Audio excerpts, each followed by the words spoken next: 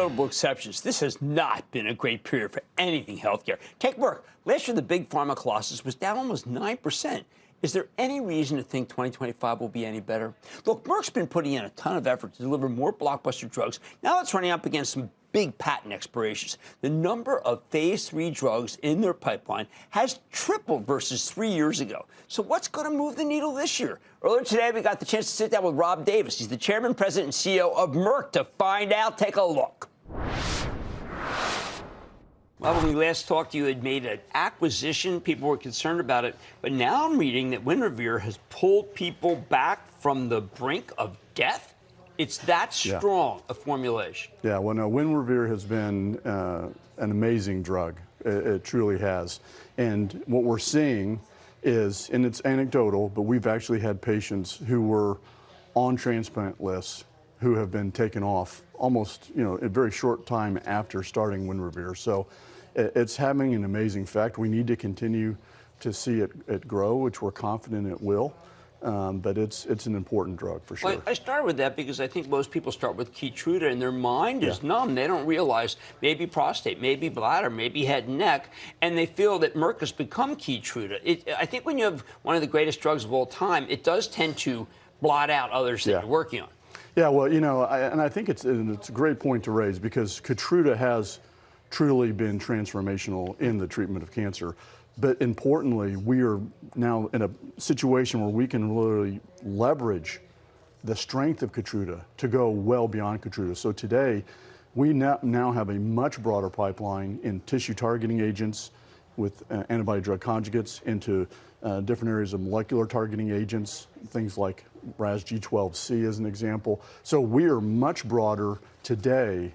I would no longer think of us as a Keytruda company. We are an oncology company. And increasingly, we're a diversified company because, as you mentioned, Winrevair in the cardiometabolic space, we have other opportunities there we can talk about. And we're moving into immunology, moving now into ophthalmology. So the breadth and the depth of the pipeline we have right now is the most diversified in the company's recent history, which I'm really excited about. I think people don't understand also, you're not just targeting the so-called easy cancers. You're going after the cancers that have been something that have been worked on for 150 years and no hope. Yeah. Well, one I might highlight there that we're really excited about. We did a deal in 2024 for a company called Harpoon, brought in a T-cell engager. This is a new approach to how to think about cancer. And when we combine that T-cell engager with the B7H3 antibody drug conjugate we have with Daiichi Sankyo, we now believe we have a real opportunity to go into small cell lung cancer, a significant portion of lung cancer, which largely has been untreated. There's been nothing.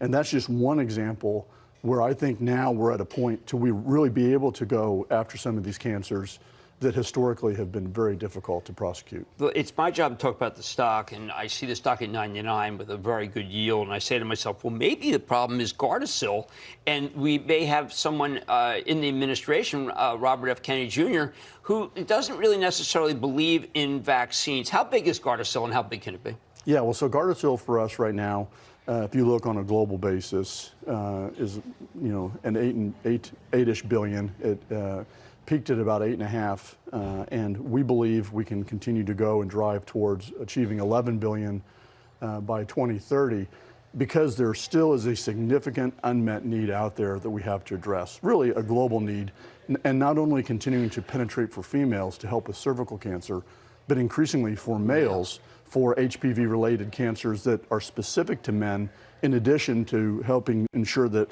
by having the male population vaccinated, we protect the females. So, this is an area where we are continuing to invest, and I think the science and the effectiveness of this drug is proven. It is truly seen globally as an anti-cancer vaccine. It's one of the only ones out there. Let's talk about globally, because I know that the Chinese have, they've not necessarily had what I call a reasonable game plan. That could change.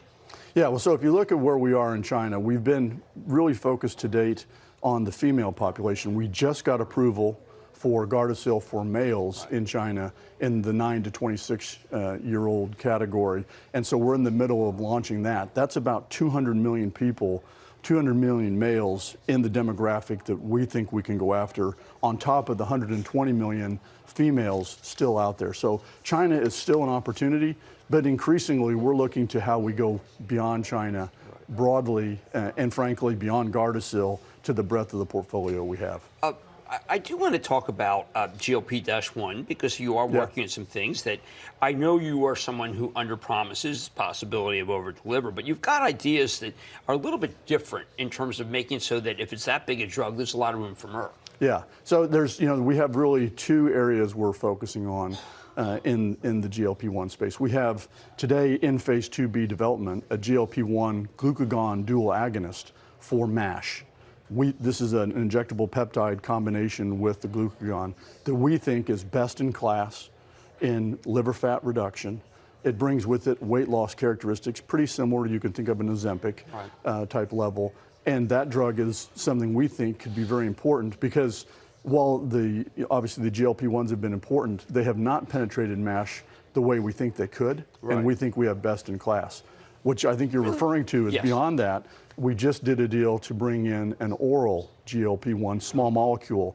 And our belief is if you can find the right oral small molecule GLP-1 backbone, the ability to combine that with multiple different agents to start to drive meaningful outcome improvements beyond just the weight loss benefits is what we're really focusing on, dealing with some of the side effects that the current drugs have, the nausea, how can you manage those elements, the muscle degradation, some of those elements. So really it's the next generation of GLP-1s as we're focused, oral small molecules, and that really probably will be out for us into the early 2030s. Well, I think, Rob, the things that you've done are remarkable. Most of the time when I see these acquisitions, by the way, I get very concerned that they can't ever deliver on the numbers. Winrevair, I started with that only just because this is a wonder drug. It is. You made the right move on that one. Well, thank you very much. Thank you, Rob Davis, the Chairman and CEO of Merck. Always good to see you, sir. Great to see you.